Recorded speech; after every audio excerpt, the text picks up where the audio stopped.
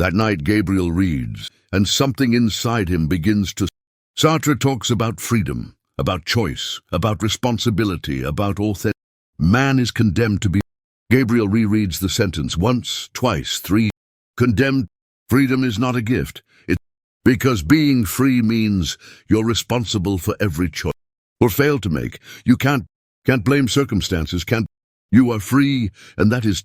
If you're feeling something stirring inside you, something uncomfortable but true, subscribe to the channel, because what comes next might change.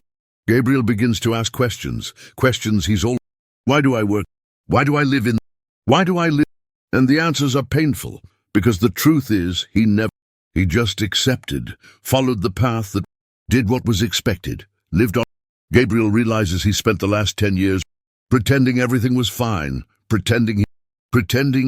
But living is not just breathing. Living is...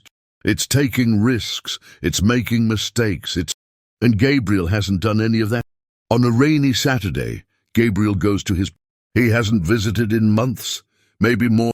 His mother opens the door, surprised and happy. Gabriel, what a nice surprise. They have coffee together. His mother talks about his father's health, about trivialities. Gabriel just... Until suddenly he interrupts. Mom. His mother stops, cup in midair, looks at her son. What kind of question is... I just want to know. Are you happy? His mother smiles, but it's a sad smile. Just like the woman. Happiness isn't something you go looking for. You live, you do what needs to be done, and that... Gabriel looks at his mother and suddenly understands.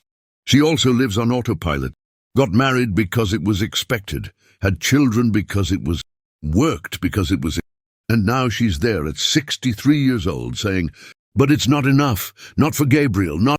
It's not enough, Mom, says Gabriel. Living can't just be doing what needs to be done. It has to... His mother stays silent. Gabriel leaves the house, feels the rain. And for the first time in years, he feels some anger, sadness, fear, but also because for the first time, Gabriel isn't running from... The following Monday, Gabriel enters the office, goes up to the manager, knocks on the door. Gabriel, everything okay? Asks the manager. I need to... They sit down. Gabriel takes a deep breath. I'm going to... The manager laughs, thinks it... Gabriel, don't joke about that. You're one of our best... I'm not joking. The smile disappears from the manager's face. But did you get another offer? We can negotiate. Raise, promotion, whatever. Gabriel shakes his head. It's not about money. It's not about... I don't... Gabriel, think carefully. You have stability here, benefits. I don't want a future that's already written. I want to build... He signs the papers that same week, 2 weeks. And then Gabriel leaves the office for the last time. The sun is setting, the sky is orange. He stands there on the sidewalk, feels the wind on his face, hears the sound of the city. For the first time in years, But freedom is not easy. So freedom is because now Gabriel has no more excuses. Can't blame work, can't blame the route. Can't say I have no choice anymore. He does, and that's... Can you feel the weight of that? The responsibility of being truly... If this story is touching you, subscribe, because it's... The first few weeks are strange. Gabriel wakes up and has no schedule to keep, no boss, no goals to meet. For days, Gabriel stays home, reads more Sartre, reads Camus, dives into existentialist philosophy like a drowning man clinging. And then he finds something that changes everything. Existence precedes Sartre again. Gabriel reads and rereads and finally understands. There is no predefined purpose. There is no script written by God, by the universe. Gabriel doesn't have an essence. He is, until he chooses. He is free to create himself, to invent himself, to choose. And this is both liberating and... Gabriel decides to travel, takes the money he's saved, over a considerable amount, since he never spent on anything, and buys destination anywhere he chooses randomly. Florianópolis, never been there, doesn't know anyone.